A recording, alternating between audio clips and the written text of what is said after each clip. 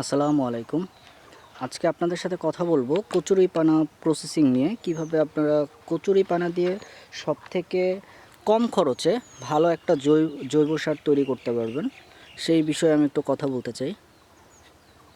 আমরা বেসিক্যালি যা করি সেটাই আপনাদের বলবো। দেখা যাচ্ছে যে এটা মানে খারাপও হতে পারে, ভালোও হতে পারে, কিন্তু আমরা যা করছি সেটাই আপনাদের দেখাচ্ছি বা সেটাই আপনাদের বলার চেষ্টা করতেছি।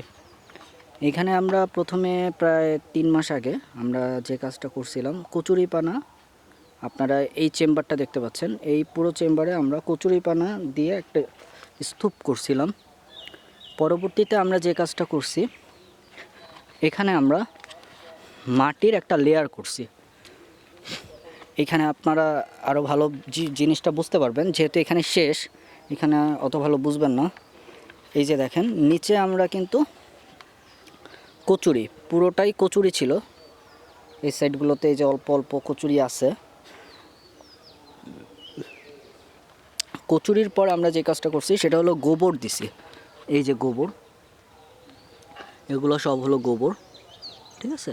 কচুরির পর আমরা গোবর দিছি, তারপরে আমরা মাটি এবং বালির একটা লেয়ার, উপরে একেবারে ভালো মতো লেপে দিছি। মাটি এবং বালির একটা লেয়ার কিন্তু আমরা ভালো মতো লেপে দিছি।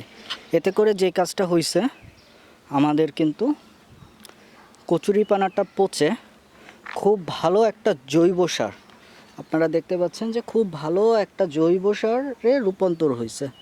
এবং কি এটার যে গ্যাস, গোবরের যে গ্যাস, সেটাও কিন্তু চলে গেছে এতদিনে। এখন আমরা যেই উপকারী দিকগুলি সেগুলিই পাবো, খারাপ দিকগুলি আল্লাহর রহমতে পাবো না। এখানে আরও কিছু বিষয় আছে। কচুরি এবং কি গোবর দেওয়ার ক্ষেত্রে অবশ্যই দানাদার কীটনাশক, অর্থাৎ কার্বোফ্রন, ব্রিফার, এই রিলেটেড যেই দানাদার কীটনাশকগুলি ব্যবহার করবেন অবশ্যই। আমরা কিন্তু দানাদার কীটনাশক ব্যবহার করছি, আমরা এই জায়গায় কিন্তু দানাদার কীটনাশক ব্যবহার করছি।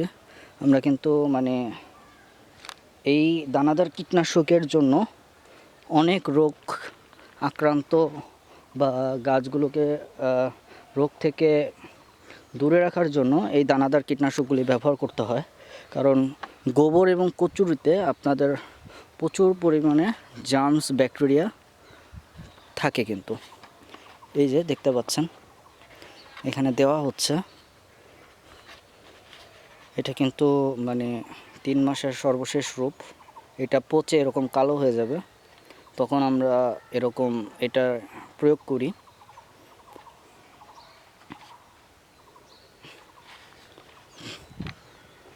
আর আমরা এই মাটিটা কিন্তু ভালো মতো মিশাচ্ছি, মিশানোর সময় দানাদার কীটনাশকটা দিয়ে নিচ্ছি। উপরে দেখতে পাচ্ছেন গোবর দেওয়া, এগুলি সব গোবরের একটা লেয়ার দিছি। যাই হোক, মাটি প্রক্রিয়ার একটা ভিডিও আপনাদের দিয়েছি, ওইটার মধ্যে কিভাবে আমরা মাটিটা প্রক্রিয়া করছি এই পুরো প্রজেক্টটার জন্য সেটা বলা হয়েছে। আমরা যা করছি সেটাই আপনাদের বলার চেষ্টা করছি, এই আর কি।